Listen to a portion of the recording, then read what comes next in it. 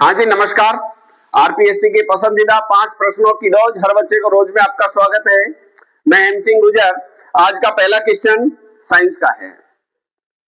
मनुष्य का सामान्य रक्त दाब कितना होता है? इसी को रक्तचाप भी कहते हैं, यानी एक स्वस्थ मनुष्य का रक्तदाब कितना होता है? तो हम सभी ने पढ़ा है 120/80 mmHg। इसका मतलब क्या होता है? 180 और नीचे 180 ऊपर 120, इसका मतलब क्या होता है? तो मैं आपको अपनी भाषा में समझा देता हूं। देखिए क्या होता है, कल या परसों की मैंने क्लास में बताया था कि हमारा जो हृदय है ये ब्लड को, रक्त को पंप करता है। पंप का मतलब प्रेशर, ये मोटर का काम कर रहा है और ये प्रेशर करके ब्लड को भेजता है और धमनियों के माध्यम से ऊतकों तक सब जगह यानी पूरे शरीर में भेजता है। तो इसका प्रेशर कितना होता है वही सामान्य रक्तदाब कहलाता है। तो प्रेशर दो प्रकार का, 120/80। तो 120 का मतलब क्या होता है और 80 का मतलब क्या होता है?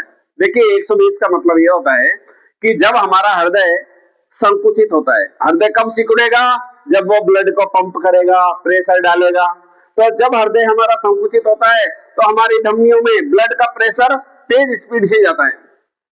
यानी जब हृदय संकुचित होता है तब उस ब्लड का प्रेशर कितना होता है, यानी वो हाई, ऊपर वाला प्रेशर जिसको अपन कहते हैं, वो 120 होना चाहिए।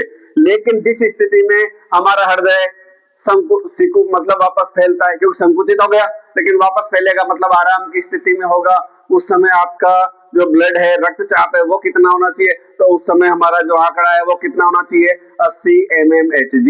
ये एक सामान्य स्थिति बताई गई है जो हमारे रक्तदाब की होती है। अगर ये ऊपर नीचे हो जाए तो हम सभी को पता है, जैसे किसी का स्लो हो गया, थोड़ा बहुत भी स्लो हो जाता है तो क्या होता है? लोग कहते हैं मेरे हाथ पैर काम नहीं कर रहे, चक्कर आने लग जाते हैं लोगों को, बिल्कुल शरीर नर्वस हो जाता है, पुर्जे काम करना बंद कर देते हैं और तेज हो जाता है। तो भी आपको पता है कि बीपी तेज हो गया, इसी को कहते हैं बीपी लो, बीपी हाई। तो ये सब किसके ऊपर निर्भर कर रहा है? हमारे हार्ट के ऊपर, हृदय के ऊपर, जो 24 घंटे में 7550 लीटर ब्लड को पंप करने की क्षमता रखता है।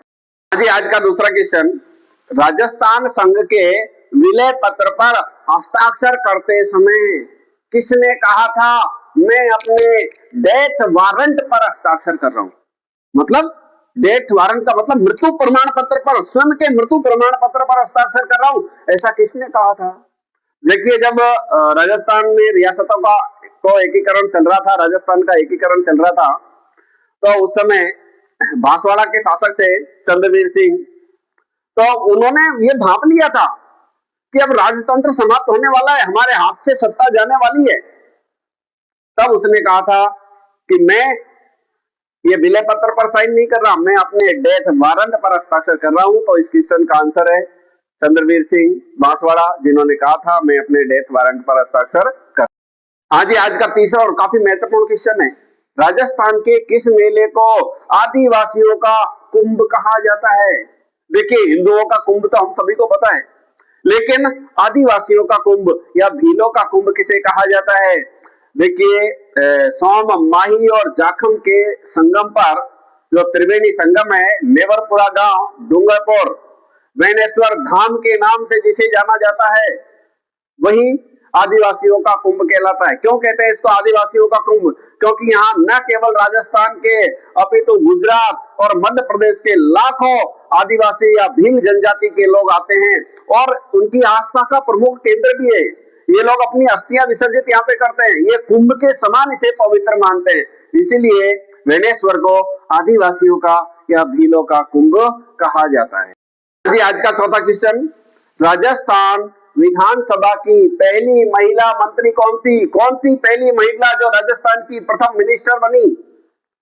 और मंत्री ही क्यों, राजस्थान की पहली महिला उप मुख्यमंत्री बनने वाली महिला भी वही थी।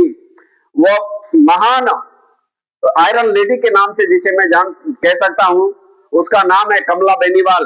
देखिए सबसे पहले राजनीति में आती है 1954 में, जब आमेर विधानसभा में उपचुनाव हुए और मात्र 21 वर्ष की आयु में ये उस समय विधायक बनती है और विधायक बनने के बाद में तुरंत इनको मंत्री बना दिया जाता है। बाद में ये उप मुख्यमंत्री भी रही। इसके अलावा ये मणिपुर, गुजरात, की राज्यपाल भी रही थी कमला बेनीवाल। कौन नहीं जानता, राजनीति की चाणक्य गुरु जिसे अपन कह सकते हैं, श्रीमती कमला बेनीवाल। तो राजस्थान की पहली महिला मंत्री कमला बेनीवाल।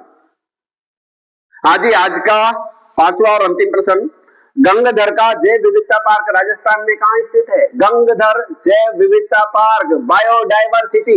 देखिए जैव विविधता पार्क क्या होता है? वह क्षेत्र जहां पर विभिन्न प्रकार की प्रजातियों के पेड़ पौधे और जीव जंतु पाए जाते हैं, वह जैव विविधता पार्क कहलाता है। तो गंगधर जैव विविधता पार्क जो है वो उदयपुर में स्थित है। उदयपुर के पास में स्थित बहुत सुरम्य स्थल है। और एक खास बात बता दूं, 2016 में इसे जैव विविधता पार्क घोषित किया गया था।